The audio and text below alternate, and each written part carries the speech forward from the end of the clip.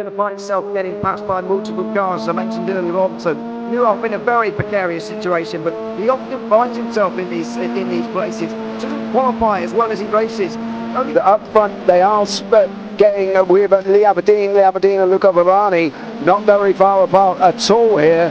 But I just want to see how Alistair Haight deals with Marcello Kessler coming around the old hairpin.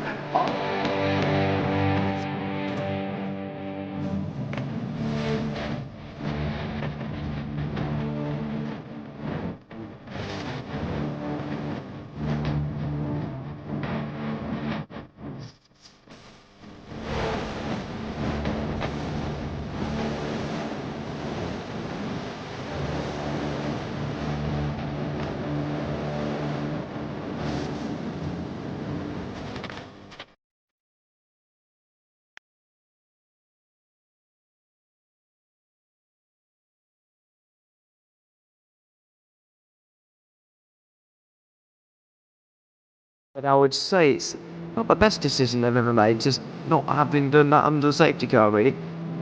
Yeah, they're taking their pit stop strategies from Ferrari lately, isn't it? What's going on?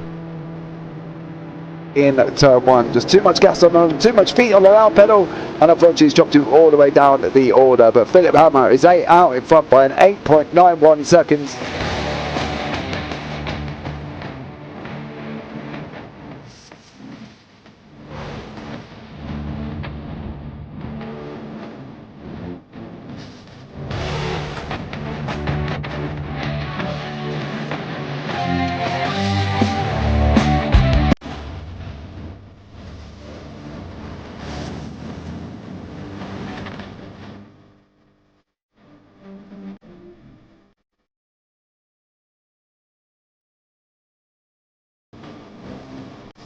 Oh, Dan Michael is a wall there, sir. And it definitely doesn't want to be hitting that earlier on as well. Difficult the understeer is in the dirty air through that final corner because it's such a long corner and you get dragged off into the grass very easily. He'll have the slipstream down towards the chicane. Peterson was briefly alongside, but that slipstream has saved him and kept him in third. Yeah, Varani now lost a little bit of time to Aberdeen, about half a second. Peterson is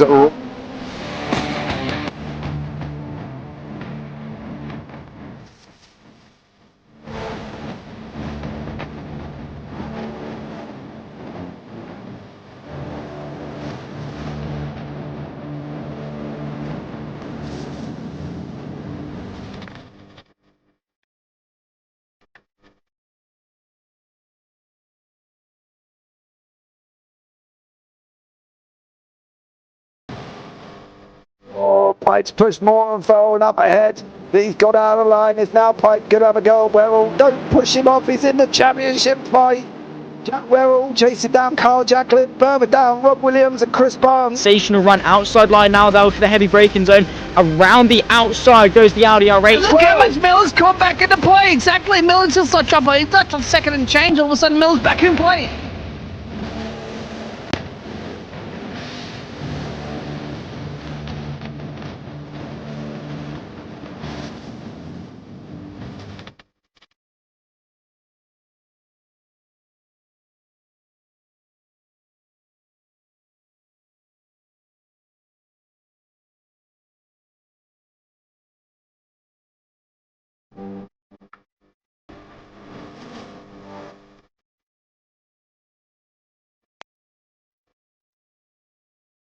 Moving on to the back end of Phil Jocelyn. So there's been a lot of movers and shakers in this first 2 laps here for race. Absolutely serious racing league. Everybody's a lot of fun. Yeah. And it's all about the entertainment. So I hope everybody is enjoying themselves out there in the chat. We know that Ron is enjoying himself watching Burger King machines off into the grass a little bit there. Is that really bunching up now?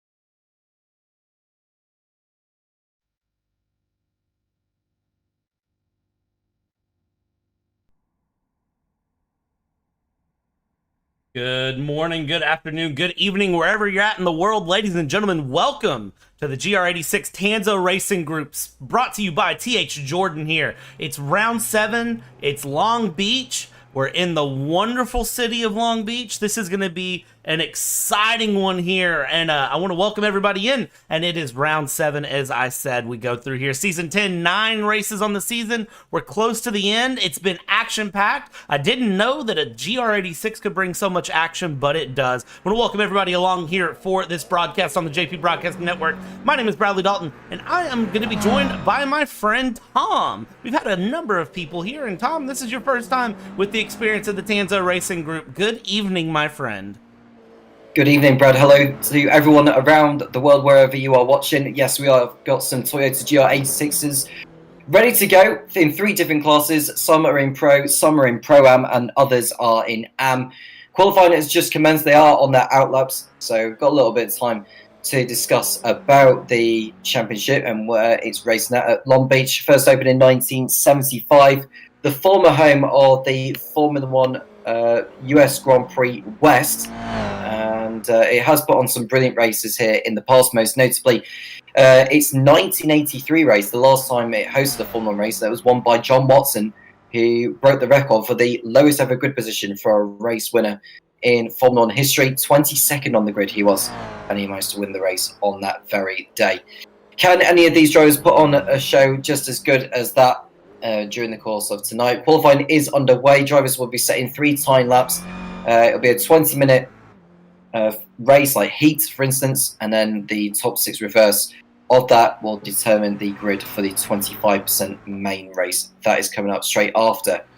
But I'm looking forward to it, Brad. How are you feeling about this Long Beach circuit?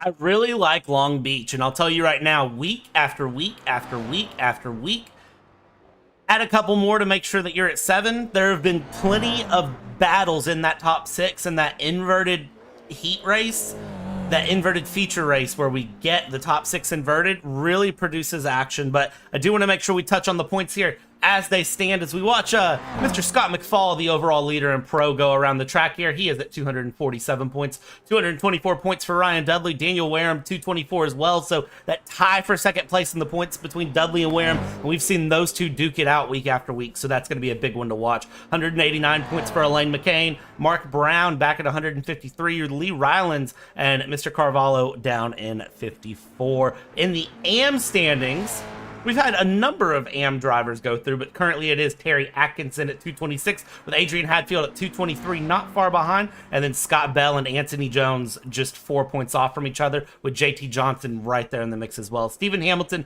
Michael Elms, Tim Walters, Michael Walters, and Callum Milam are your top 10 there. And we go to the Pro-Ams, and this is where things get interesting because you see these guys duking it out with the pros very often here. And of course, Scott Brown at 242 points in class, and then Rumage at 188, Shane Bellinger at 182, Neil Kennedy 167, Dan Forrester 163, and Peter Duke at 156.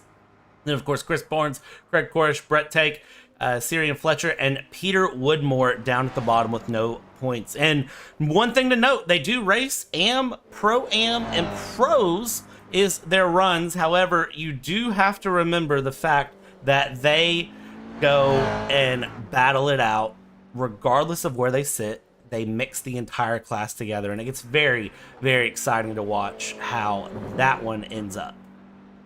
Yeah. And we've got some drivers on circuit during this qualifying session. We've got around about 5 minutes of the session remaining.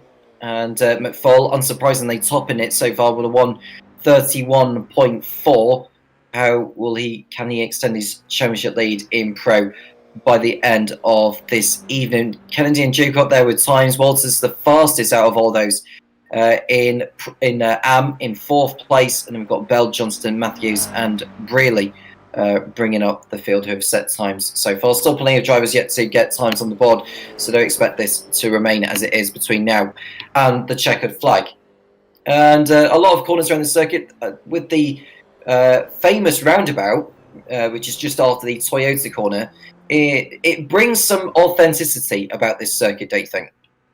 It really does, and it's something that I enjoy. I do like the way Long Beach is set up. It's a lot of fun, and you know, it's a different sort of challenging track, which I like. So I'm gonna kind of keep my eyes on everything through there as it goes, just kind of looking at there's something going. Mr. Michael Vester is in, and I'm trying to see where he has found himself in, how he has snuck in here and not classified in. So let's see if we can keep our eyes on that through 3 minutes 41 seconds left to go in qualifying, and lots of drivers going very fast. But there was conversations before about how much variance there could be for these drivers. There were drivers that were reporting 10 to 15 seconds slower than the leaders, but so far I haven't seen anyone really showing that. No, it looks relatively tight, doesn't it? And they know their way around Long Beach anyway, and a lot of corners to get right. It does have its own level of smoothness as well, and they seem to be getting on it rather nicely. A lot of these had been practicing before this qualifying session had got underway and before we went on air, so I would expect them to be on the pace from the get-go. So we've got Dan Wareham, who looks like he was on the fast lap, but we're looking at who are we looking at here? We're looking at McFall, aren't we? Who's just coming towards the line to get another lap in. I don't know if this will be his last time lap.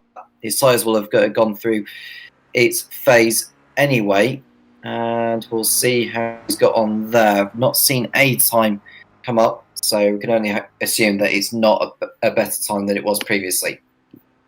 And it doesn't look like he improved at all that I see. It looks like his last was a 1:31.17. We continue around the track nonetheless. I do want to check in with Mr. Scott Brown. Scott Brown currently running P2 here at the moment. Seems pretty comfortable. And of course, Mark Brown, a little bit further back, isn't running too far off either. Runs his way through. Scott Brown has now jumped Neil Kennedy up for the run into the pole position in class. Mark Brown is currently sitting in 4th in class. Ryan Dudley is trying to go through. So plenty of drivers, plenty of places, a large amount of AM drivers here today, which I do like.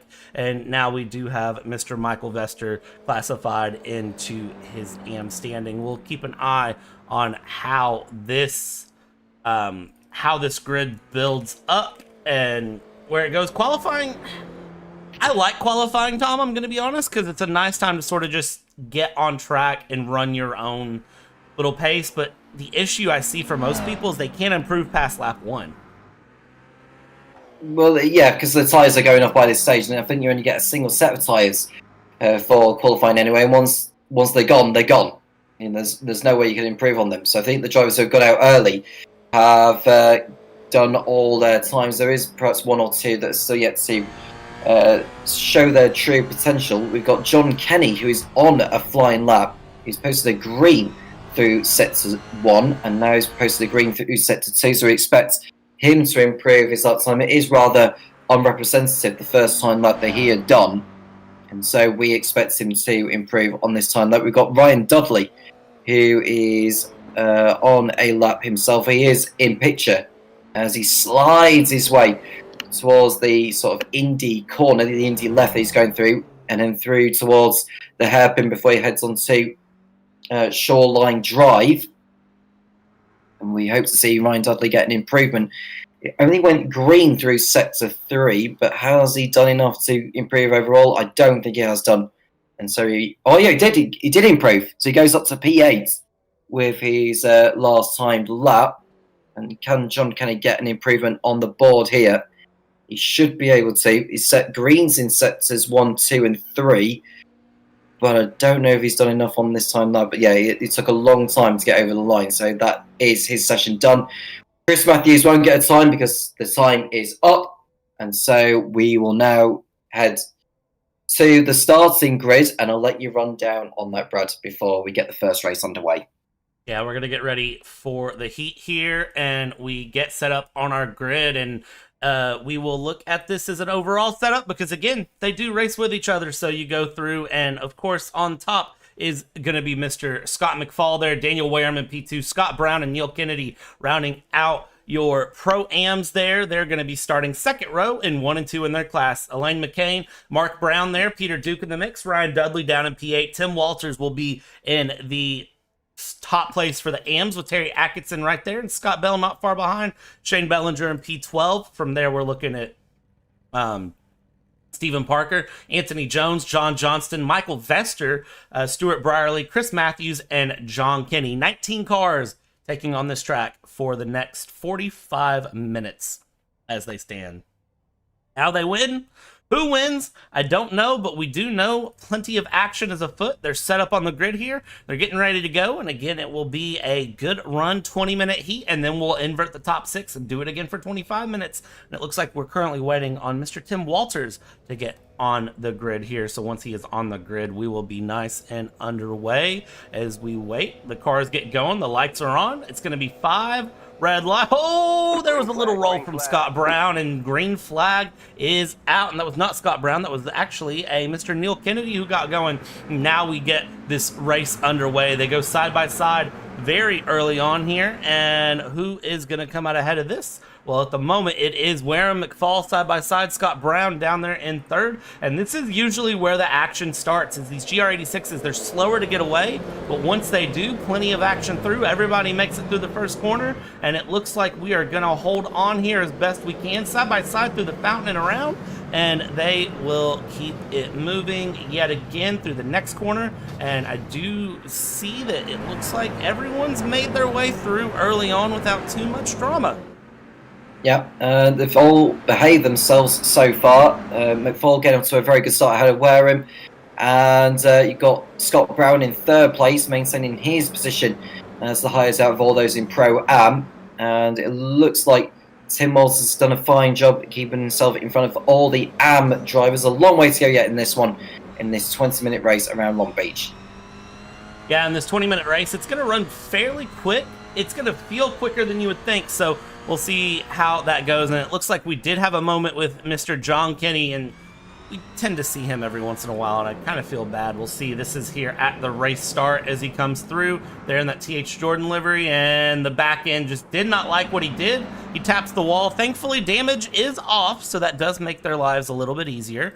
And he relegates himself back near the back. We come back up into the run here in the front, and we will check out what is happening. Yet again, it is going to be Scott McFall here up in the lead, as he tends to stay. Daniel Wareham P2, Scott Brown, and then Mr. Mark Brown. And notice that there is an E at the end of Mark Brown's name, and he is currently going to be under pressure from Dudley as they continue on here, and we'll see how this goes through. One lap is down, plenty more to go. Yeah, you can just see Mark Brown, who's ahead of 2 drivers that have a very similar livery, or the next driver actually behind them as well. They've all got similar liveries to each other, but it is Mark Brown that we are looking at. And you can just see Elaine McCain there, the man from Northern Ireland, behind those 2. And it looks like Kennedy's been in the pits with some kind of problem, but he's out on his way now behind John Kenny. And they're all making their way through the left-hander of the course, which I believe, if we just get the right track layout on, that is the Takate corner. And now they're heading towards the Seaside Way. And Firestone is the right-hander that will be approaching. Is any of them going to be making a move? Well, I'm just looking at Ryan Dudley, who's thinking about a move on Mark Brown towards Firestone, and he decides sensibly to not go for it just yet. Yeah, that would have been, I think Firestone, if you're really confident you can get a pass on, but there's plenty of better opportunities as he sets that GR86. Little tap to the wall there, going through the hairpin, and now we head down the main straight yet again. He's trying to look for some sort of a move if he can find it. But the thing that we find with these GR86s is it goes one of 2 ways with these cars. They end up pretty much slipstreamed and just following each other around, or they end up side by side, bumper to bumper, and it ends up just being a massive race fest back and forth. Up front, you've got the former, where it's just a nice run around through the fountain, come around and keep it nice and pretty for Scott McFall and Wareham and Brown as they go through. But you get back behind Brown towards Dudley, McCain, and Duke and Walters, and that's really where you're starting to see those battles shape up here as we have this group of 4 here, group of 5 really, going through, and then you jump back a little bit farther to Walters, exiting the corner now, and he's got Mr. Bellinger not too far behind. And again, remember, they battle on the track. Classes don't matter on the track in terms of the race positions, but it does matter for how they award points. And oh, who is that around? That is, I believe, going to be Mr. Ryan Dudley. Yeah. What has happened to him? He must have, I think he's either caught the curb or he's clicked the barrier on the exit just as he was sliding. Let's have a look to see if he has done just that. So he... Oh, yeah. Yeah, the car was bouncing as he went over the curb on the inside, and that's what sent it round. But luckily, that was so close to taking out the German liveried machine there. I think that might have been Tim Walters that he very nearly took with him. But he's out on his way now, and he's down in 12th position.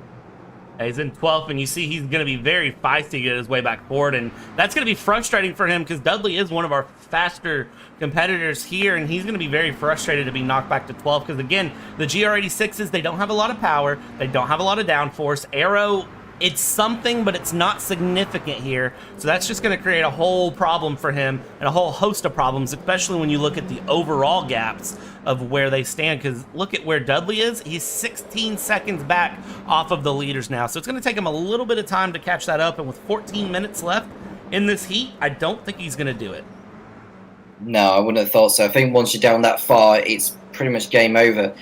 But as far as McFall's lead, I mean, it's only 1.3 seconds so far over Wareham, who is just keeping him company, keeping him in sight. I'm not allowing him to pull too far away. And then we can just see Scott Brown has got Mark Brown and Elaine McCain. Now, all 5 of these, I was going to say all 5 of them are in Pro, but they're not. Scott Brown is in Pro-Am. But with the way Scott Brown has been performing so far, he's performing like he is a pro. Yeah, Scott Brown is a very, very fast Pro-Am, and if you're wondering how they determine the classes are determined by iRating here in this GR86 Tanso Racing League.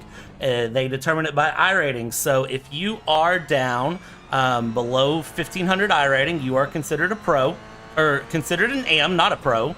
And then, of course, if you are a Pro-Am, you're between 1,500 and 3,000 iRating, and anyone above 3,000 iRating, well, you get classified in the pros. And thanks to the power of the fun overlay, I could show you where people's ratings are. So there you go, if you wonder who's classified where, why, as we watch on board here this side-by-side pass between Brown and Brown.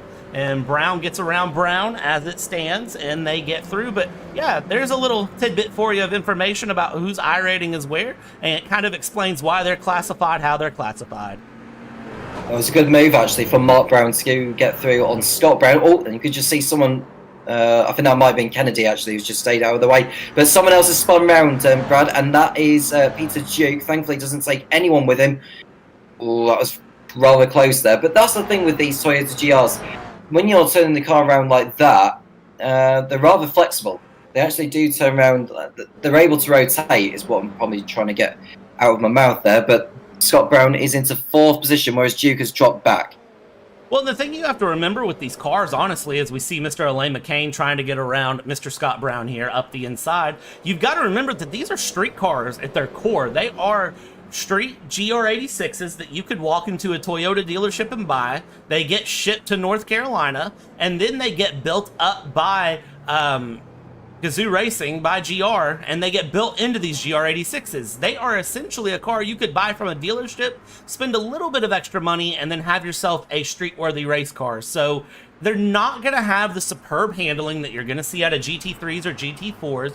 One of the best ways I've heard this car phrased out as, and this was from our friend Ewan here at JP Broadcasting, he described these as a GT5, if not a GT6 car. They're very low on power. They're very just, you've got to be consistent with the pace and the speed.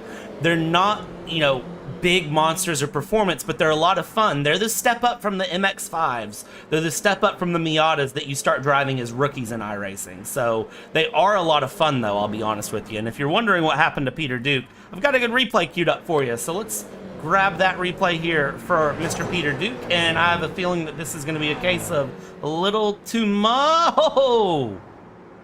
Those left wheel, or right wheels actually picked up there. Yeah, the right wheels were lifting off the ground, weren't they? And that's what sent Duke round. Scott Bell's been in the pits, which is a huge shame because he was running towards the top end of the AM class, and he's just left himself with too much work to do now in this race. He's rejoined now in 17th position, but he's 15 seconds off the 16th place driver, which is Anthony Jones. Yeah, it's unfortunate to see, but of course you do have to remember the good thing is, 10 more minutes in this heat, and then you do have the feature race to go through it. Oh, that was Elaine McCain spitting there on the exit of the hairpin, giving it a little too much beans. And now he's in a complicated part of the track to get turned around because he's going to have to just sort of back it up, send it forward, back it up, send it forward. He's going to lose tons of time there. He drops himself into P10, and Long Beach is proving to be a worthy opponent for all of these drivers. Ryan Dudley here up front, trying to chase down Parker, trying to get his way back up into the top 6. So it was a terrible mistake there by McCain, who probably caught the inside wall just as he tried to get the power down. We've just seen Ryan Dudley getting through on... Who was that he got through? That was Parker. He got by, wasn't it? It was. Yeah, he's through into 6th place, and that's a good move by his stunners. And now he can just go after the 2 Pro-Am drivers of Scott Brown and Shane Bellinger, and he can just go after them. Just maybe try and get a few good lap times in there, just to prepare himself nicely for race number 3. Because now he's in the position to be on reverse grid pole for the main race later on. Yeah, and that may be his main goal here, honestly. He may be looking to get that reverse grid pole as they go through. I don't know what this camera is doing, but the helicopter is went a little AWOL for us as we go through. We go down the straight here, and I think the one thing that I'm really catching is the confidence level in the pros versus the Pro-Ams and the Ams. When you watch the pros, a lot of them come through the corner. You can watch the inside tires come off the ground because they're absolutely sending the cars through. Versus you watch the Pro-Ams and the Ams, they're really slowing it down and trying to keep that controlled. And I think it's just a little bit of a confidence level difference as you see through those higher speed corners.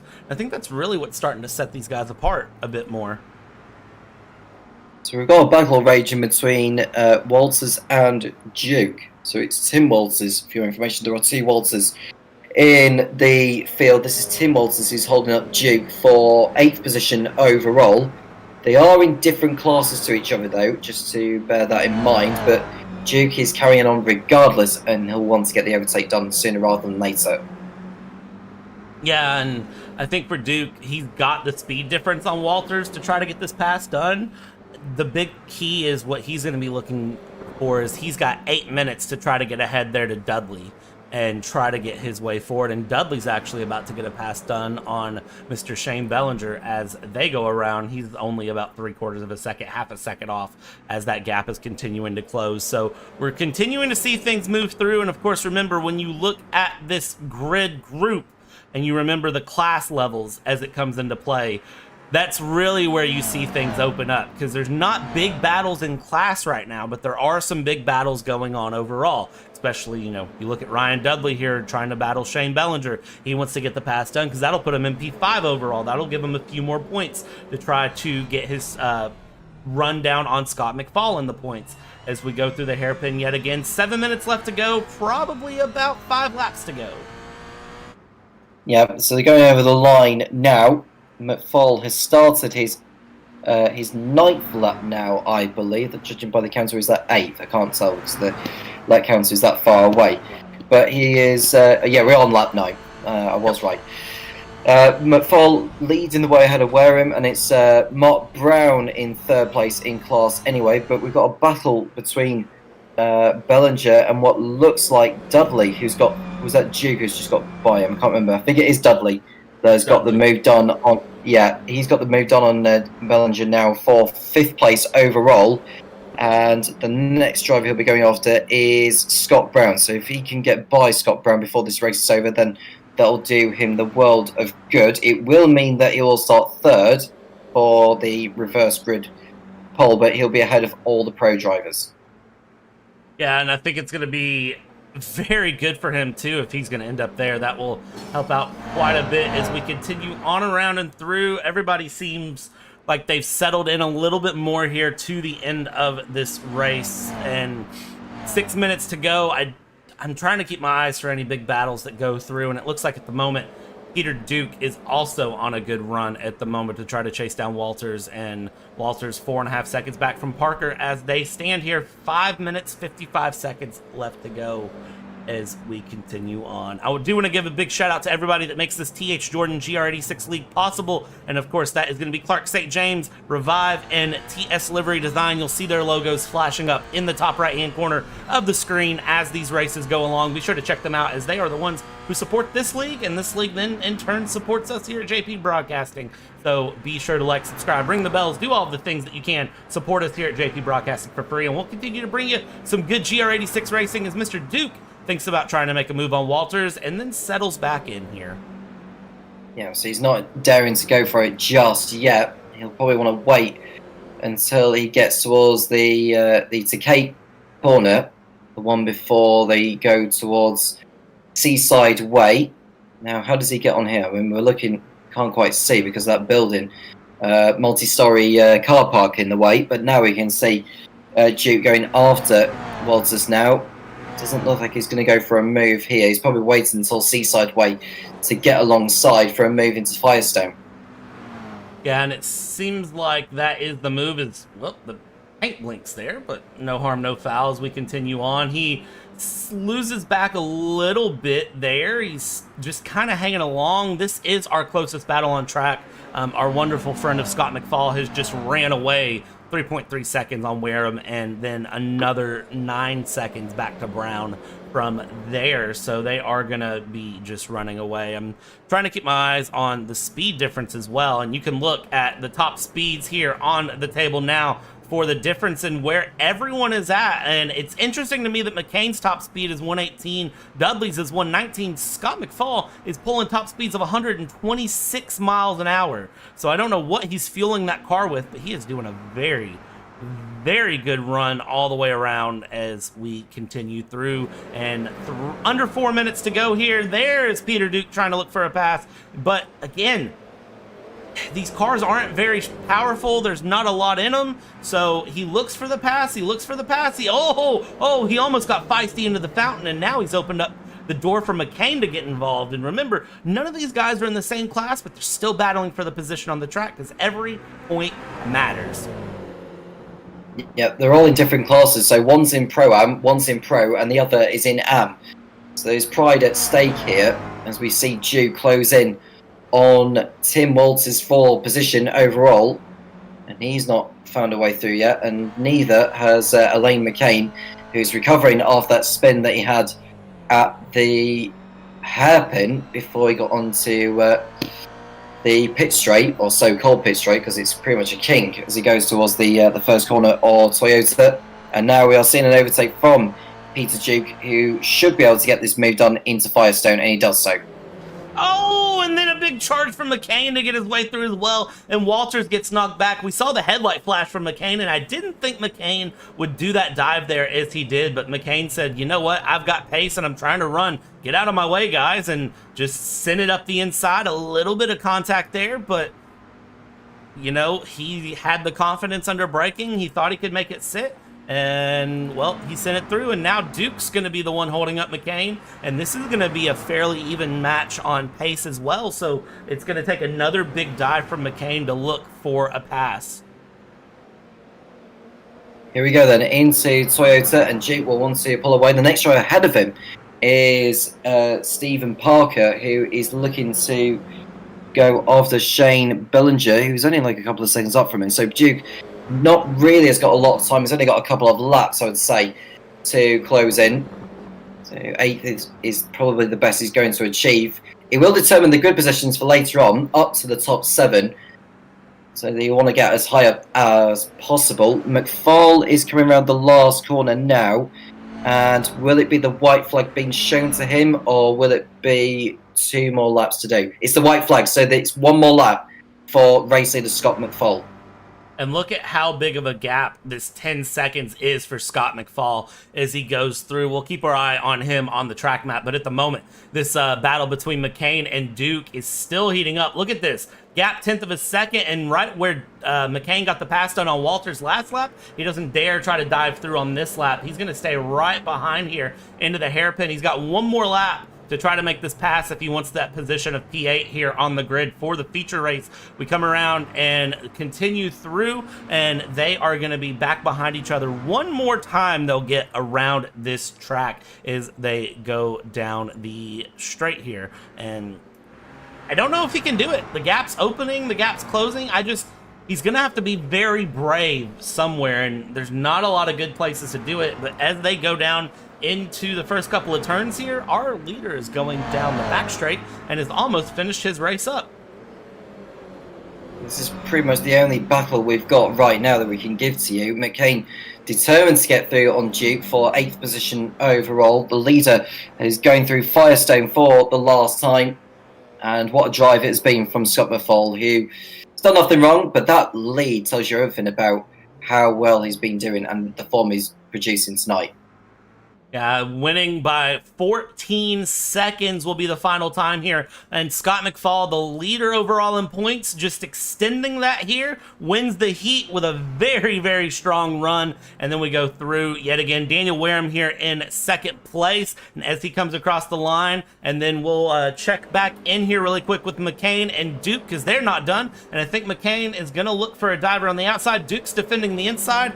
Good move there from him. And Scott Brown will be your winner of the Pro-Ams as he comes across the line here. And then check back in for Mr. Stephen Parker Hamilton, and behind him is the battle we've been watching. You see them back on the top of your screen, but Mr. Stephen Parker Hamilton will bring it across, and he will be the winner in the AMs. And now we just wait on the rest of the field through between Duke and McCain. It is going to be Peter Duke ahead of Elaine McCain by just a couple of tenths there in the end.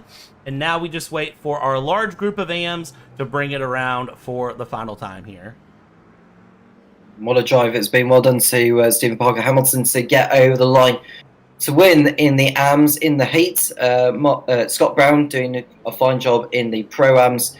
And, of course, the overall race winner, Scott McFall, coming away with the victory. And we've got a nice dice, actually, between Jones and Bell to round off proceedings here. But it should be Jones holding on by the narrowest of margins.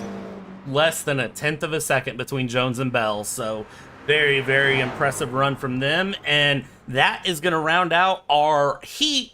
And now what do we do here? Well, ladies and gentlemen, we invert the top 6 after a 5-minute warm-up, aka a cool-down session. You run hard like that here in Long Beach, you might as well go take a dip in the ocean. And at this point, you know, I gotta ask, what is your plan here as a driver? Are you running laps, Tom? Are you just settling in? Are you getting a drink? Are you stretching? What do you do? If it was me, I'd get a nice drink, nip to the loo, and just be back in time, ready to go racing again. So I'm not thinking about doing some laps because I've already done plenty of them. So yeah, a nice refreshment. And if I've got like, you know, a cookie in my room or something like that, or a biscuit to help me with my energy levels, then so be it. Yeah, I see, and this is where I tend to be a little bit different with that. Sometimes I do go out and run laps. I'll run, you know, sort of cool down pace laps just so I stay in the car and stay sort of there. But I don't ever, you know, I'm not putting full, as Ryan Dudley is trying to flip his car. I did not expect to tune into that. I lost my train of thought, Tom. I completely lost my train of thought tuning around to Ryan Dudley almost flipping his car. Yeah, I think he's just trying to do a few donuts, just having a little dawdle around circuit. Hopefully he doesn't do this in the race. In fact, he's doing this in the pit lane, which is not sure it's the best place to be doing that, given that there are drivers out there that want to do a little bit of practice before the main race gets underway. He's having a very, very good time with it, and I'm trying to get the best camera I can on it, and I don't have a very good camera that sort of just settles in on him there that I can find. And well, this, man, that might be the best we get, but you could see a couple of cars queuing up behind him, kind of just saying, hey, can we get through and get out of here? And who was that back behind? Was that surely that wasn't Elaine McCain that was back behind Dudley there that spun as well? I don't think so, but that is Mark Brown coming out. So you got a few drivers participating in the donut shenanigans, it appears, with Ryan Dudley. So we'll look to see, we're not interested about lap times in this session because it's just a matter of just staying in the groove. But for the race later, how will Scott McFall get on in making his way through the field? Because it can't be anything like what we've seen from him in that heat. I think Scott McFall will be pretty well okay, honestly. I don't think as long as he nails the race start, he should be just fine to kind of carve his way through the field. That's what we normally see out of him. Now, if that's what actually happens, that's another question entirely. But what we normally see out of Scott McFall is he gets rotated to P6, and then by the end of about lap 1, lap 2, he's back up to the front of the field. So we'll see if that reigns true here yet again, but you never know. Things get very interesting here every once in a while. And, well, again, the GR86s are a car that like to produce very close, very fast racing. So we'll see how things shape up. About 90 seconds left to go in this warm-up session. Looking around the circuit, this is the Lecate corner, or Lecate. I'm just trying to find the exact name for that corner. Lecate is what I was after. I don't know why I said Lecate there. But making our way through Pine Avenue, and we're looking at the pit straight of Bridgestone. That's the sort of name of the king, just after the line. Shoreline Drive is where it leads onto. And yeah, there is something about this place. I'm not saying that Formula One should go back there anytime soon. We know that IndyCar go there every year, and it does put on a nice show. It has hosted some championship deciding finales in the past, and it does seem to go from strength to strength in the racing that it produces. Most certainly. Just half a minute of the warm-up to go, so if you have joined us, do make sure you like and subscribe to the YouTube channel, and if you have any questions on tonight's racing that you are seeing, then do please get in touch and we'll answer your questions in due course. Absolutely. Shout out Jamie Christie in the YouTube chat. Said, well done, Kennedy and Brown. Easy peasy. And, well, it did seem kind of easy peasy from them, so we'll see how it ends up this run as we get ready with the warm-up session down. And now we will be gritting up and going through, and I think this is going to be an interesting race restart as we get this session ending here. As soon as this session ends, we'll pull up our grid one more time here, because what is interesting to me and has caught my interest is who our car up in the front is, because our car up in the front, as soon as it will let me show you, is not a Mr. Brown that we're used to. It is indeed Shane Bellinger and Ryan Dudley. Ryan Dudley found his way up to the front row. And then, of course, the Browns, Scott Brown and Mark Brown. Daniel Wareham and Scott McFall, who won the heat, is back in P6. He's got to go 6th to 1st. Stephen Parker, Peter Duke, McCain, Walters, Bester Brierley. And then from there, it's Johnson, Atkinson, Jones, Bell, Matthews, Kenny, and Neil Kennedy.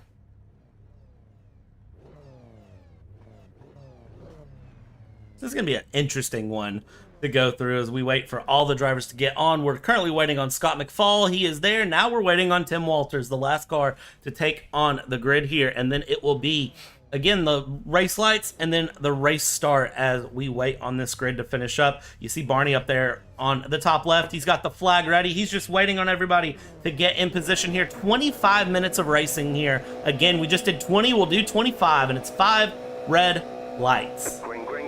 And there's the green, green, green. We're going to be underway, and Shane Bellinger gets away, but Ryan Dudley gets away even better. You see somebody jockeying for position early on in the background. Who was that? I believe that was Scott Brown diving way to the inside, and then there to the outside is going to be our friend of Daniel Wareham. Scott McFall's there, and Shane Bellinger, and as they get running towards the fountain for the first time, I'm not going to lie, it's a little bit scarier this time because we have everybody being very feisty. Side by side, they come through the fountain, and we'll see how this one battles through, and it is the Mr. Scott McFall gets his way around Scott Brown to start this out. And now we are going to get this race good and proper and going. Yep, so it was a really poor start, it has to be said, for Bellinger. Very, very slow off the line. He's down in 8th place. Goes with Dudley. He got the better of him, and he's leading out the way. But let's see how quickly Scott McFall can make his way up from 4th position, which is where he is just ahead of Scott Brown. I'll tell you, the thing with Long Beach is this track naturally doesn't promote passing.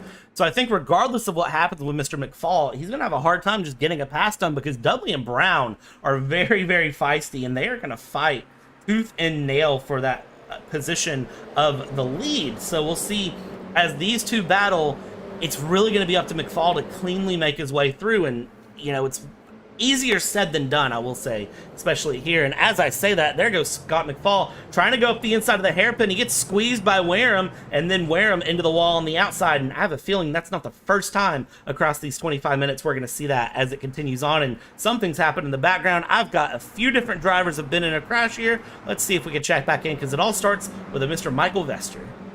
Yeah, I think Vester has a spin. Looking at that's on the exit to Kate heading towards. Oh, he just ran into the rear there. Didn't pick up on who it was. Oh, and he took someone else with him, actually, thinking of it. And others had to slow down to avoid going into the tyres. Neil Kennedy was one of those that he collected. He had a driver alongside him and had to go to the right of the spinning Vester. Yeah, hopefully not too much damage. But I do recall you saying the damage is off, but it feels like the damage is still somewhat there. Yeah, the damage shows up and then will immediately go away. And then this was up in the front. Chris Matthews spins, takes out John Johnston with him. Dear. And thankfully, damage is off, because I have a feeling that this would be a long race otherwise. It's still running through. And, you know, Long Beach is a narrow, tricky street circuit. But even in these GR86s that are just street cars with a couple extra bolt-on ends, they're still running very, very hard. And if you've watched IndyCar race here at all, you know how dangerous this track can be. And there's McFall finally getting around Wareham, and now he's got to pick his way around Dudley and Brown here if he can. And McFall making his way through up into P3 ahead of Daniel Wareham, and he will be going off to Ryan Dudley, who's been overtaken by Mark Brown for the race lead. So let's see how long it takes for McFall to make his way through. We've also got a battle between what looks like Parker, Duke, and McCain, who are all in different classes to each other. So I want to maybe go to that battle if we can, Brad, because that battle looks like it's raging on. Yeah, and that battle is probably not going to stop here. We'll jump back and look towards this battle here of Duke McCain that's not done. And I will tell you right now, some of the drivers further back at the field are really, really feeling the pain here of Long Beach, specifically Mr. Kenny, Matthews, and Jones. They've had a rough race start here going through, and I don't want to compound on that at all, because Long Beach is a tough circuit, and the fact that these drivers are here, it's a little bit more than I could do, because they are very, very quick around here. Again, you know, some of the drivers were saying through practice that they started laps and they were like 10 seconds slower than what we're seeing right now, but they are all doing very well to stay pretty on pace. As we see, this is Mr. McCain trying to look for a pass around Duke, and we saw how aggressive McCain could be back in the heat, and now he's going to continue on. Duke taps the wall, and McCain is going to take advantage to get his way around. Dudley up here in the front trying to get around Mr. Mark Brown, and Mark Brown's going to spin. Dudley has to go defensive, and oh no, he does tap McFall. McFall spins in the background as well, and McFall will fall down the order.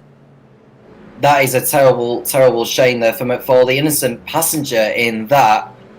And yeah, he's not going to be very happy with Mark Brown's drive, and well, he's not going to be happy with Mark Brown overall, it has to be said, but now he's left himself with more work to do than decide, and I think that might just make the race far more interesting now, and see if it tests Scott McFall's racecraft. Yeah, this is going to be where things get very interesting for me, because he's going to have to fight his way very far forward. I do want to jump back here with Neil Kennedy trying to get past Atkinson and Brierley right here in the mix. He gets past Atkinson gets past there. Kennedy, Bell. This is the track's almost a little too narrow for this. And now they come through, and it is going to be Kennedy ahead of Atkinson and Bell as they come through the fountain. But yeah, McFall, unfortunately, falling down the order has really added a little bit of spice to this race, and we'll see how much more pace he can find out of that GR86 to go through, as we have 19 minutes left to go. McFall in 10th place, then behind Shane Bellinger, as he comes towards the right-hander before Seaside Hill. And McFall is going to be on the tail of Bellinger in a moment, but McCain's made his way through past Parker, who is the highest out of all those in AM, but he's looked like he's beginning... almost looked like he was beginning to struggle there, but he decided he didn't want to battle it out with Duke after all. Yeah, and it doesn't surprise me at all to see that happen, and now we've got Mark Brown trying to get past Scott Brown, and again, this is going to be an AM versus a pro with Mark Brown with the E at the end being the pro going through, but we do of course have a battle for the lead that is also still developing as Dudley and Wareham continue to battle it out here. They run down. This is going to be the run towards turn 1 here, and as they come around, it is Wareham right on the back. Does he have anything to give to get past Dudley? At the moment, the answer is no, and he is going to settle in just behind for another moment as they come down into the fountain here. They look for some sort of pass, not able to get the pass done at this moment. This race, this feature race is a lot closer in racing than the heat was, I must say. It is very much more alive, and there's a lot more at risk here, it feels, as McFall gets his way around Bellinger there, gets his way up into P9, and is very quickly setting off towards Walters. Yeah, so that's one out of the way. Can he get the next set of drivers who are not in his race, really? As Bell makes his way through on Atkinson further back, but that's because Atkinson had a spin just before he got onto the back straight before the Takei corner. See if we can pick up what happened there with Atkinson. He comes around, and it looks like the back end tried to break out. He caught it, and then over the curbs and through the woods to facing backwards we go. But it does seem like he was able to get back going, but that is that position done. We'll jump back up here. Scott McFall right on the side-by-side with Walters. Gets past Walters. Walters jamming on the brakes there through the hairpin, and now Walters under pressure from Bellinger, able to hold him back. But Scott McFall, in the matter of no time, up into P8 and continuing his charge back forward. Up front, Wareham is still behind Dudley. Yeah, and Wareham will be thinking about a move on Dudley rather soon. And we want to see, well, we've got Mark Brown making his way through on Scott Brown. It's not the first time we've seen these two squabbling in this race, given it's been a tongue twister to mention it. And Mark is through on Scott, and that's him through into P3 overall. What about McFall? Because he's on the tail of Parker now for position, and I doubt that it's going to be too long before we see him get through on Steve. Yeah, it probably won't take him very long here. I am trying to keep my eyes on where he goes through, because he's right here in your picture, and by not very long to get past Parker Hamilton, it means no time at all. And I heard somebody tap the wall there as they go through. I didn't see who that was off the camera shot, but as we continue around, this top 10 very compressed, with the difference being between Brown and Brown 5 seconds, because Dudley and Wareham have absolutely taken off here as we go through. McFall 2.8 seconds now he needs to make up on this battle with Duke, McCain, and Brown as we jump on board with McCain. McCain trying to chase down Brown. He's trying to chase down Brown. And that battle will continue on through the hairpin. Go the leaders yet again. And Dudley and Wareham, second verse, same as the first, same as the pre-chorus and the chorus, it feels like, because they are going to go across the start-finish line. P1, P2 here, and right through. Slipstream, again, doesn't do a lot, but it does something here. And Wareham trying to find a way around Dudley if he can. So we've got Brown and McCain swapping positions according to the timing tower, and you can see Scott under pressure from a lane who is looking to go through here into turn, well, the first proper corner of the circuit of Toyota, and he's having to back out of it, and now he's falling back into the clutches of Peter Duke. Ooh, oh! Just the game does that sometimes, so just ignore that for now. And so McFall is a couple of seconds behind this battle, and he won't have too long in this race to get the move done. And you can see that is Peter Duke spinning round, and he'll have to wait for some of the field to get by. Now, can he rejoin without taking out another driver here? Should be able to. The car's able to rotate nicely, and he's out, and he's underway again in 12th place. That allows McFall through into 6th, and he can go after McCain next. Yeah, and that battle will be pretty interesting to watch here. The gap, of course, 2 seconds there for McFall to McCain. McCain to Brown is not too far off, and I think McFall will close that gap pretty quick. Back in the background, Bellinger here with Walters gets the pass to the inside, tap of the brakes, trying to get the car back under control off of the curbs, and does a good job to do just that as he comes to the hairpin here and is gonna be running around here. Lap 8 now underway for everyone. And again, you know, we've hit this moment where things are spreading out a little bit. We've had a couple of moments back in the background here. This is going to be Terry Atkinson who had a moment, and we've seen him once today. Let's see what this was. Hard on the brakes, sends it in, and the rear suspension just didn't like it. He's trying to avoid a slower car there, and, well, it sends him straight into the wall there. Who is that slower car is my question. I think that's a driver who's a lap down. I think it might be, was it John Kenny who is a lap down? I think it might well be. But we'll look to see. We're looking at a replay of Michael Vester here. Does he get held up by that same driver? He does, actually. And in fact, Atkinson cuts across, and then, oh dear, it was pandemonium from that. That was a big one there. John Johnston has had a couple of moments here. This is, of course, the one we just watched, just from a slightly different angle, and we'll jump on board here with John Johnston. I mean, I don't know what you do when you're in the hairpin like this. You kind of don't have a lot of options, but that wasn't too bad of a run from him. And then, of course, Anthony Jones having a moment here. And what has Anthony gotten himself into?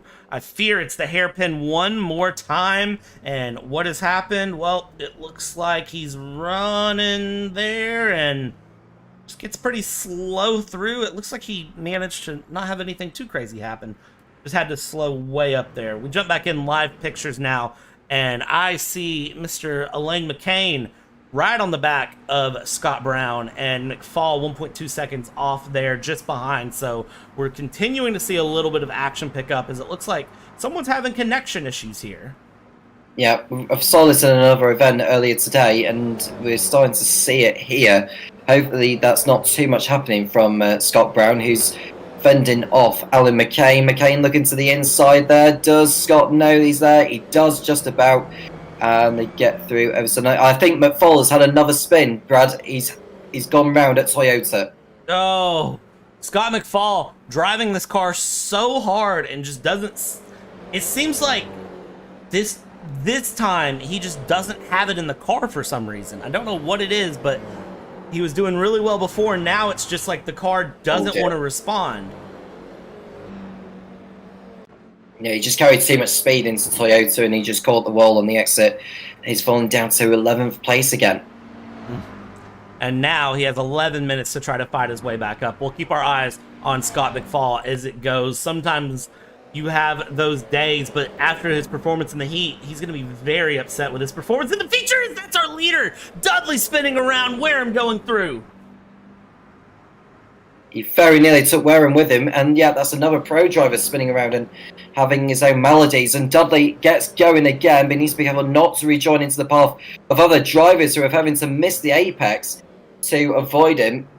And Dudley is another driver to head down the order. And we've got Dan Wareham, the new leader in pro, ahead of Mark Brown. And I tell you what, looking ahead of all that, look at Mr. Stephen Parker Hamilton here, the AM leader, sitting in P5 currently, ahead of a number of our big names here in this league, and is doing a very consistent, smooth, comfortable drive as he runs through. Bellinger looking for a pass, not able to get a pass. Dudley going to be looking for a pass, not able to get a pass here either. Kennedy and Walters battling a little further back, and there goes Kennedy up the inside. Gets around Walters, going into Fountain here. It's a very, very good move. But man, Stephen Parker Hamilton, a little bit of a cork in the bottle for these guys, because the more he goes through, the further that gap gets. And, well, if you're Daniel Wareham, you kind of don't care, because he's got 2.5 seconds to Brown. Brown's got 3 seconds to Brown, and really, they're all just sort of cruising around their own way. Yeah, and Parker's done a terrific job there. Steve Parker Hamilton on a flight. Oh, someone else has spun round. That's Dudley again. That's Wareham going through. It's Wareham, sorry. Yeah, you're absolutely right. It's Wareham that's gone round, and that has allowed Mark Brown to go into the lead and McCain into second place. Oh my gosh, this race. does not stop delivering. Let's get a replay of this because it happened up ahead of us as we were watching. This is Daniel Wareham comes through the right-hander, and I believe that he just breaks traction. Yes, just asks too much of the car, spins around. Unfortunately, he's stopped there in the middle of the track, and right as he thinks he's clear to get moving, he goes, and who comes around but none other than the number 258 of our friend of Scott Brown that he takes with him. So that's a shame there for Scott Brown, who was leading it in the Pro-Am class, has now left himself with it all to do. And where's that left him now? He's ahead of Peter Duke in the same class, but he's now third in class behind Shane Bellinger and Neil Kennedy, who's not had a lot go his way this evening so far, but in this main race, it all seems to be falling into place for him. I tell you what, if you are the leaders of your class right now, you're pretty well just cruising through. The big battle we have in class right now is going to be Dudley and McFall. This is the battle for P4 in the pros as we continue to have moments happen. And it looks like our leader, Stephen Parker Hamilton, has crashed there in the AMs. He's crashed, and now Walters is through, and now he's got to chase his way through to try to get his lead in the AMs back if he can. So he's only got about 8 minutes to do it, and that's another driver making an error. But we're going almost 4 wide into the right-hander, and this was where things could get very, very messy here. Almost cut the corner there as he went through, but he had to do it to avoid a collision. And that was Dudley who clouded the wall, and someone else has spun round in the background. Who is that in the background as I try to find it? That is... It's Scott Brown. It's Scott Brown. He's gone round again. My goodness. Let's see if we can't jump a replay of this one yet again and see what we missed here. There's Scott Brown coming through. It's the right-hander. This right-hander is dangerous. And who is that to the inside? That's the number 90. That would be, I think that's a back marker actually. Was it John Kenny? John Kenny's a lap down. So he had absolutely no right to be holding Scott Brown up the way he did that, and he basically took him out of the race almost. Oh, that is so unfortunate to see. That is frustrating. Who's that right there? Oh, that's Dudley. Dudley yet again. And now look at them. They're bumping through the fountain. Oh my goodness. Guys, let's breathe for a moment.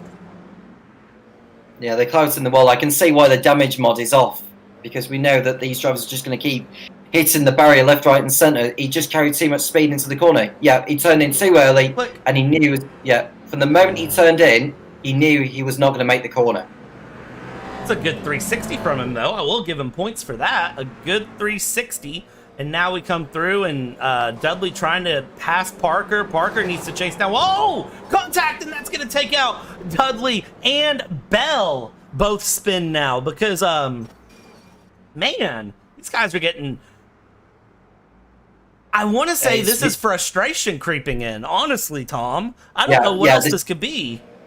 They're getting too silly now on circuit. We didn't see too much of this in the heat earlier, but some drivers are getting too carried away with some of the driving standards, and they just need to calm down now. There's 6 minutes to go, but I imagine there's going to be a few inquiries in the stewards wing afterwards. Yeah, and you don't usually see this out of the GR86s. Usually these guys are very smooth, they're calm, and while it is aggressive racing, it's very clean aggressive racing.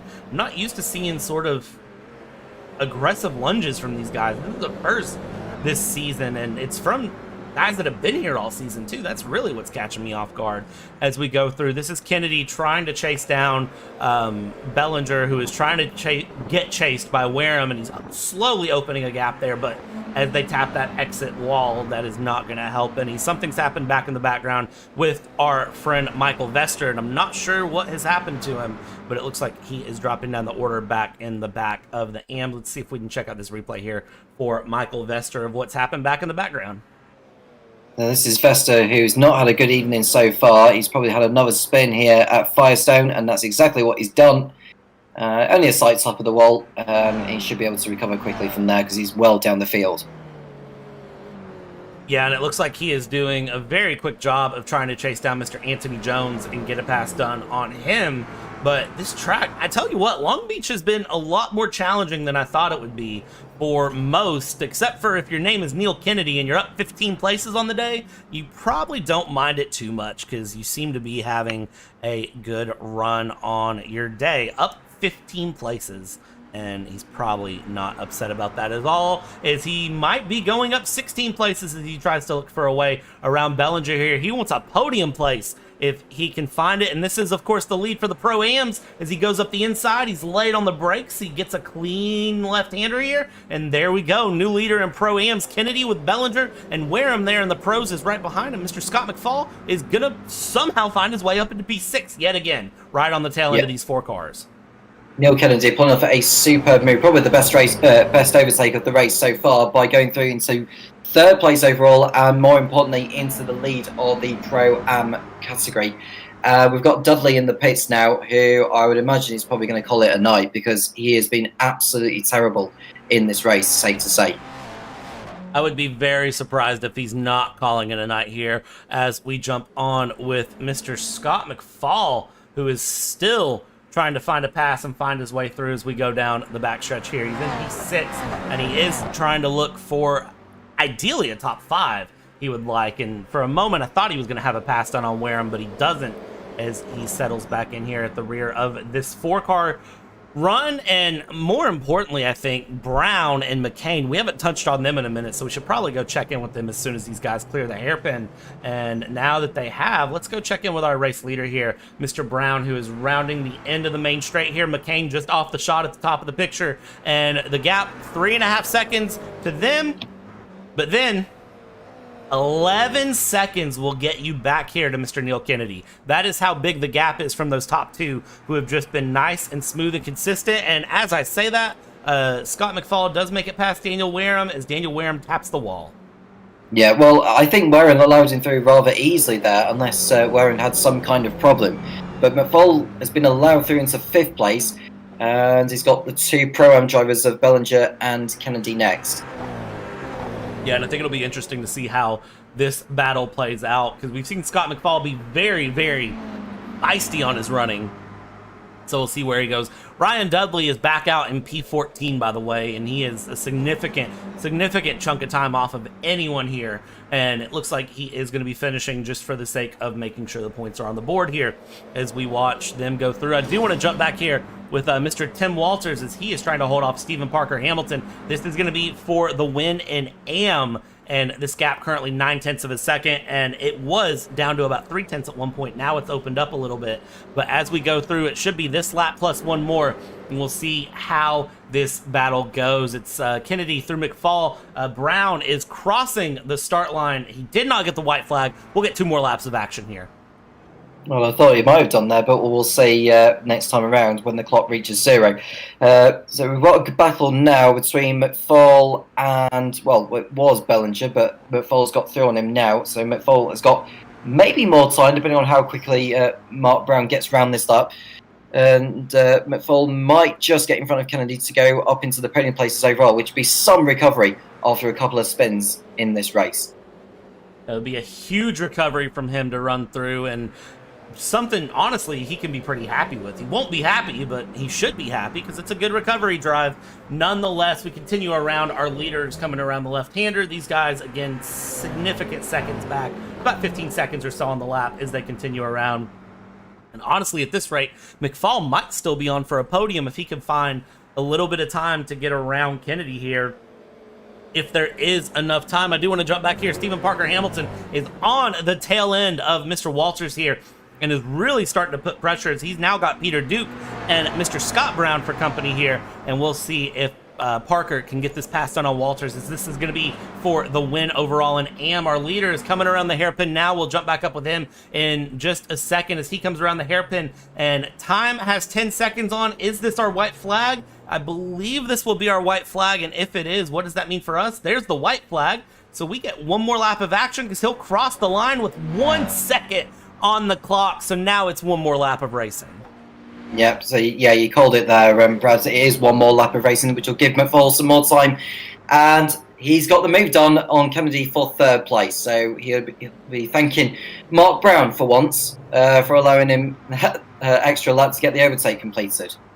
Yeah, he'll be thankful for Mark Brown, but I don't think Kennedy's done. Kennedy right on the back bumper there with a run. This is going to be down into the left-hander here and not close enough, but man, he was close, but he got heavy on the brakes there and lost a lot of time through the braking zone. I do want to jump back again with this Hamilton Duke and Walters battle, because this battle is not over either as they continue around here and try to find something. That is Mr. Chris Matthews there crashing into the wall through the left-hander, and now we just settle in single file through the fountain one more time, and these guys are gonna have to do something. Mr. Parker Hamilton, you've got one more chance really to try to get this pass done.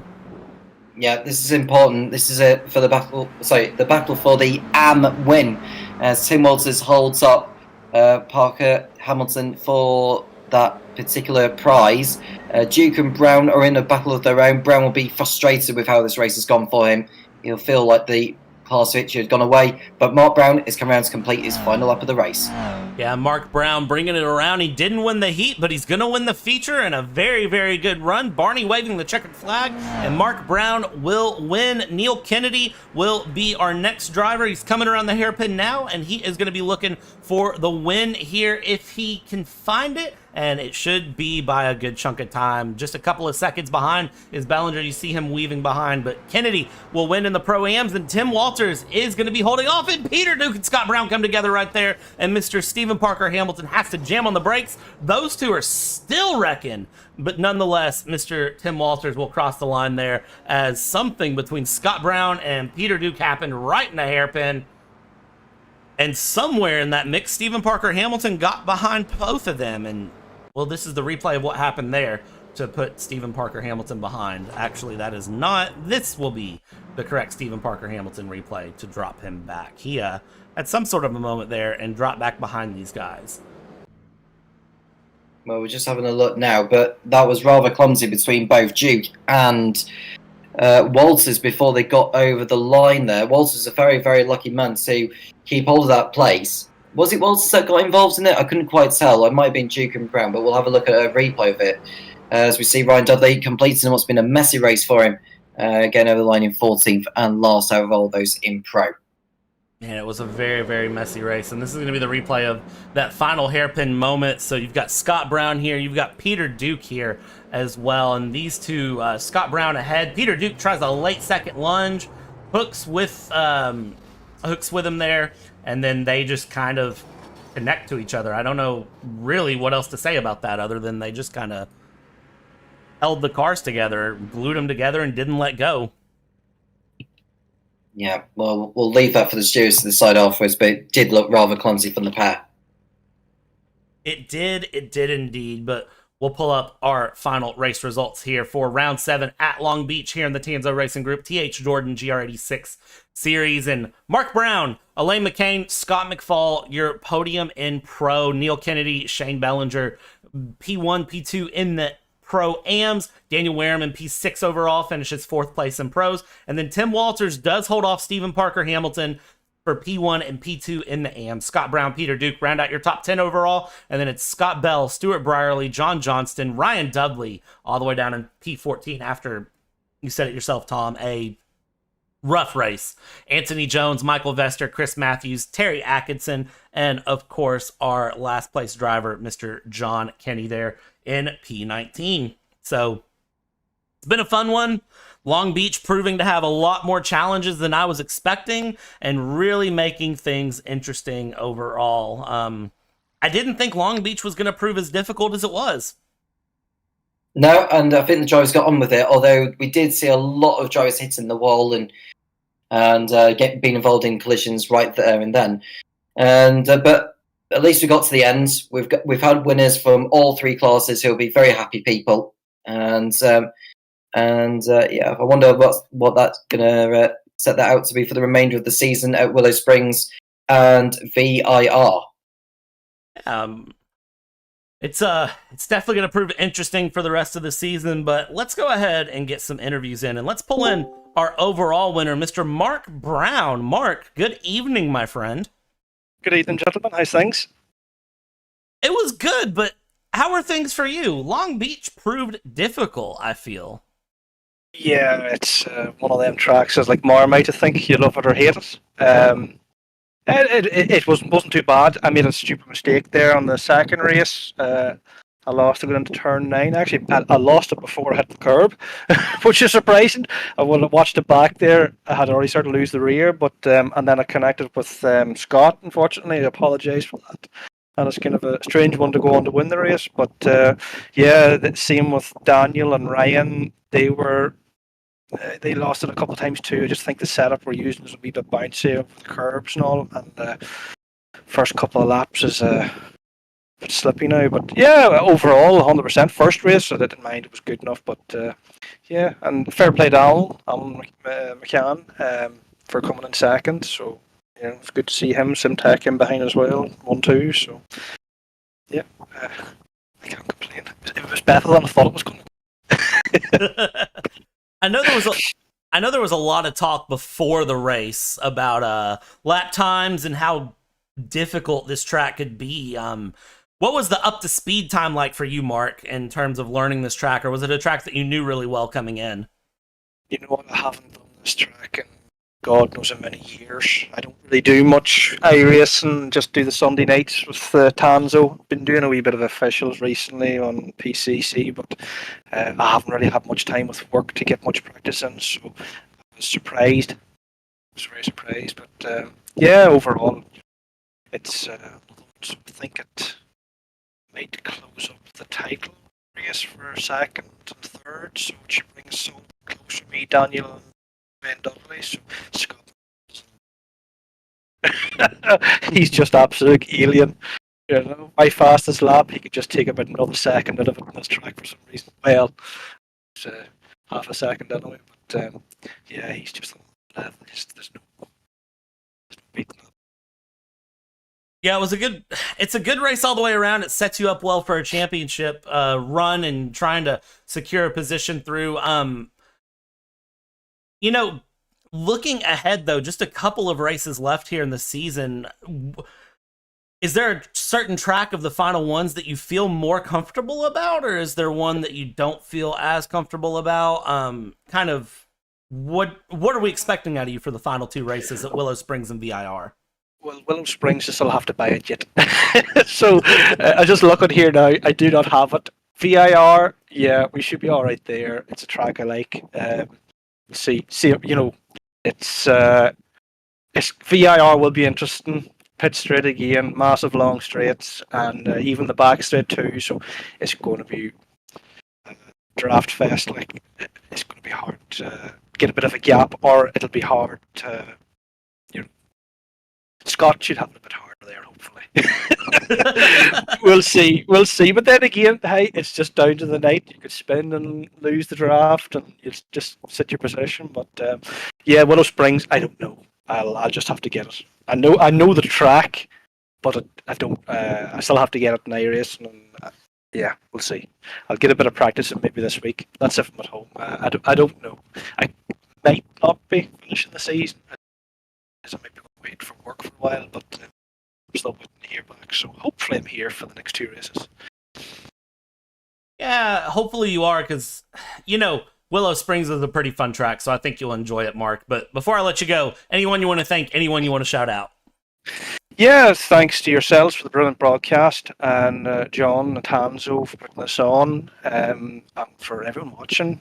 It's a good bunch of people, like, and I would say that with only another couple of races to go, you know, it's if anyone's interested in joining the GRs, it's a great league, good help of people, and I know they're running the North America League now on a Friday or Saturday night, so it's kicking off now too. So yeah, it's all good, and thanks to my wife for being understanding too. I'll go down and have a few drinks with her now, you think? Absolutely important to thank the wife. So shout out you, Mark. Congrats on the overall win, and hopefully we do see you next week at Willow Springs. Yeah, thank you very much now, and yeah, hopefully see you next week. Take care. Yeah, take it easy. All right, and that was Mark Brown. Let's go ahead and pull in a Mr. Tim Walters here. Tim winning overall in the AMs after what was a very good run. So, Tim, talk me through your race. The second race, yeah. Well, it was kind of like the first race in the sense that I, could see that it was going to be a matter of survival around here.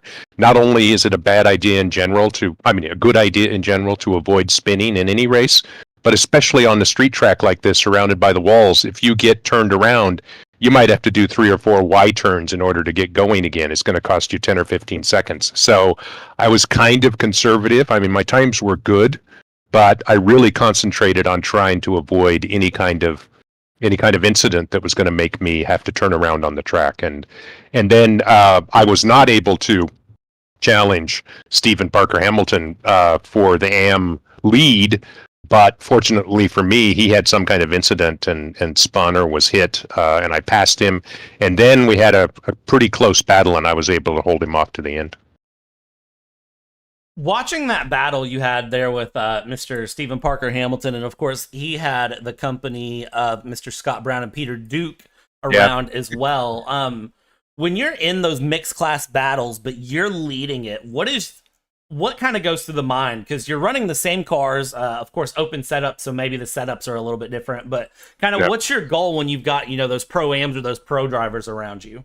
Well, that's really a question for Stephen, because in his case, he was the one who had the pros or the pro-amps behind him. There was a period earlier in the second race when I had a pro-am, I think, behind me, and I was pretty close to Stephen at that point, and I decided to let the pro-am guy through because he was kind of messing with my head. So that actually broke my contact to Stephen, but it was better for me psychologically to go ahead and let that guy through rather than battling with him. And I don't know whether Stephen was thinking the same thing with those 2 guys behind him as he was trying to catch me. Yeah, I'm not sure either on that one, but I do want to ask, looking ahead at the final 2 races, Willow Springs and VIR coming up. Of course, VIR I feel like that's a staple on iRacing that everyone's ran or knows to some degree. Yep. But Willow Springs, we just heard from Mr. Mark Brown. It's a track that he's going to have to learn over the next week. Is it the same situation for you? No, interestingly enough, I guess it's interesting. I was just telling Stephen that I actually did a Jim Russell racing course at Willow Springs many, many, many years ago. So many years ago that most of the people in Tanso group weren't born yet. And so I know the track in reality, and I've also driven it quite a bit in other sims. So I would have to learn it in iRacing and with the GR86. And I'm kind of torn whether I'm going to do it. I had decided I wasn't going to because of pending vacation time, but I might try to squeeze it in because I'm going to have to miss VIR, and I'd hate to miss both of the last 2 races. That would be unfortunate, but it is cool to know that you know that track in real life. I'll have to put that away in the memory bank for next week. So great. Yeah, we'll see how that goes. Anyone you want to thank? Anyone you want to shout out before I let you go for the night? No, I mean just in general, everybody who didn't hit me, and it was very clean racing for me. I had no incidents. Had a really good time. I mean, I think overall this event was my favorite event of all of the 15 or 20 Tanso events that I've been in. Awesome. Big shout out to you, Tim. Congrats on the win, and hopefully we see you next week. Yeah, I'm really going to try to do it. Awesome. Well, I hope to see you there, man. Have a good night. Okay. Thanks. Take care. Ciao. All right, Tom, and I don't see Neil Kennedy anywhere, so I'm going to make an executive decision and pull in Stephen Parker Hamilton here. Stephen, you were running P1 in the AMs for a bit, and then I don't know exactly what happened, but you got passed into second place, and then you were battling back, and then you had a moment there with Scott Brown and Peter Duke in the second race. Your first race was fairly steady, too. Kind of talk me through your overall evening. To be quite honest, I don't know. I don't even know what happened in race 2. I know I lost time. I think I dropped the back end coming out with the fountain corner, I think. I would too busy being enthralled in trying to keep pace with Tim, which he did a brilliant job in race 2 to keep me behind him because I was pushing. That was a really, really you could tell that the GR86s were being pushed, and you could tell that there were moments from everyone where the car just didn't want to respond. We saw several of the pros that actually went up on 2 wheels through corners. Did you have that issue at all? Yeah, going into turn 9, I hit the sausage curbs on the inside quite a lot. I don't think I got as high on 2 wheels as most of the pros did, but it was enough to sort of have a little bit of a brown trouser moment, I'll say, to keep it nice. Well, I'll tell you, man, you should go back and check out the broadcast, because there were some moments that those pros were up at 45-degree angles. It was a little bit crazy, but, you know, Steven, what's your end goal? We've got 2 more races in the season, Willow Springs and VIR. What's going to be the big plan here for the final 2?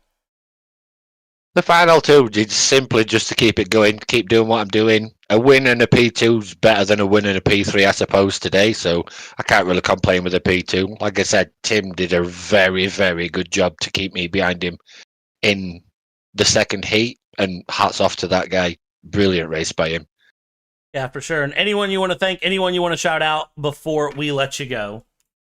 Oh, thanks to the MRC guys, thanks to you guys, thanks to Tanso, and especially thanks to Tim for the Heat 2. He's sort of put me on my spot and shown me that there's definitely people I need to be challenging in AM.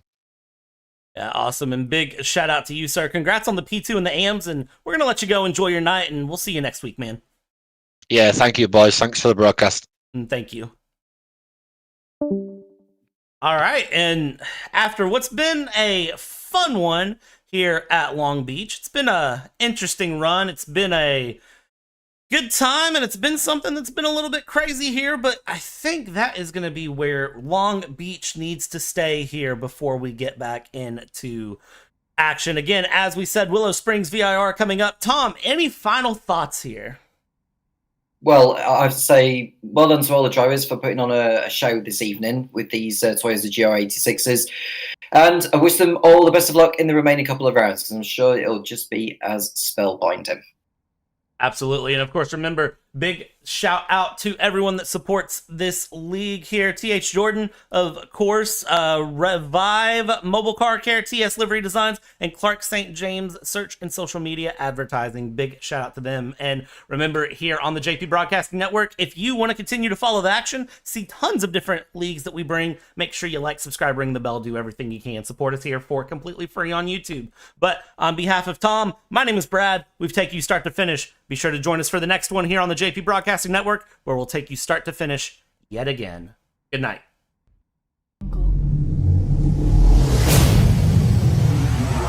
Jungle.